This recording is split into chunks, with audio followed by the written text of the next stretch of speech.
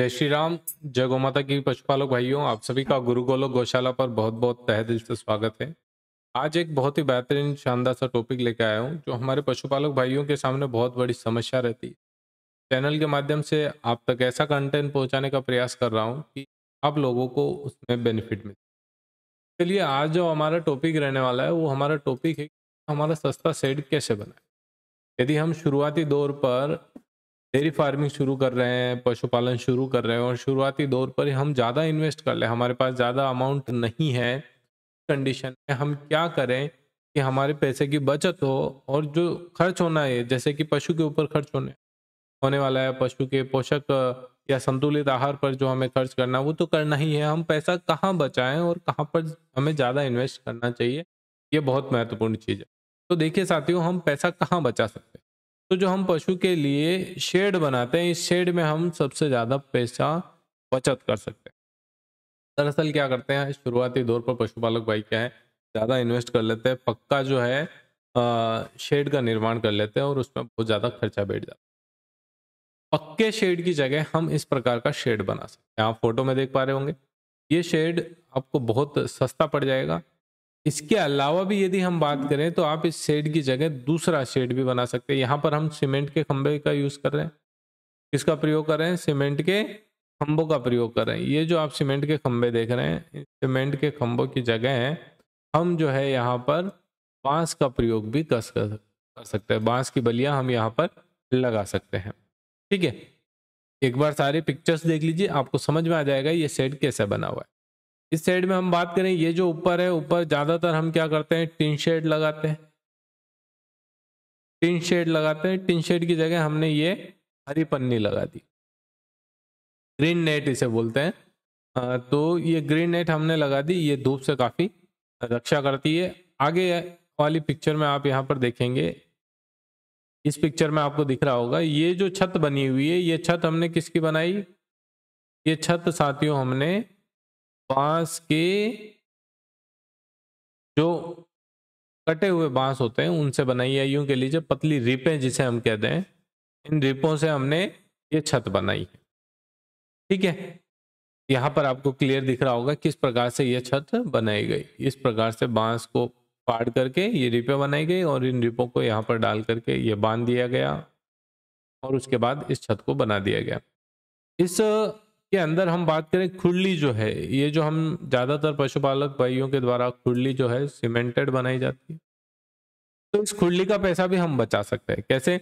यहाँ पर बांस के ही दो साइड में डंडे बांध दिए गए और बीच में वही हरी पन्नी जो है, ग्रीन नेट जो है, उस ग्रीन नेट को सिल दिया गया। तो यहाँ पर भी हम पैसा बचा सकते हैं। अब बात करते हैं साथियों, केवल यहाँ पर जब हम संतुलित आहार देंगे या फिर जो दुधारू गाय है उसको पशु आहार देंगे, तो उसे हमें किस में देना है?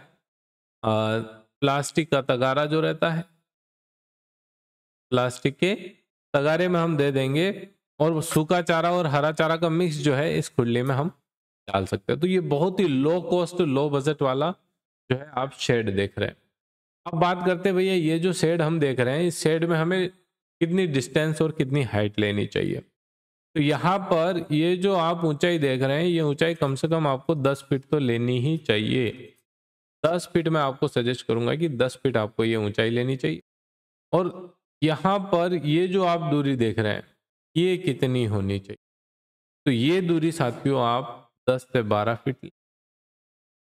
क्यों 10 से 12 फीट लेना है? आप यहाँ पर आसानी से देख पा रहे हैं, जब इधर से सूरज उग रहा है तो सूर्य की रोशनी यहाँ तक आ रही है। ठीक है, धूप यहाँ तक आ रही है और रिवर्स में जब आप इधर देखेंगे तो भी धूप इधर तक आएगी। अब इस धूप से पशु को बचाना है, इसके लिए हमें इसे 10 से 12 फीट लेनी है ताकि धूप यहाँ तक आ जाए, पशु को जो है छांव मिल जाए।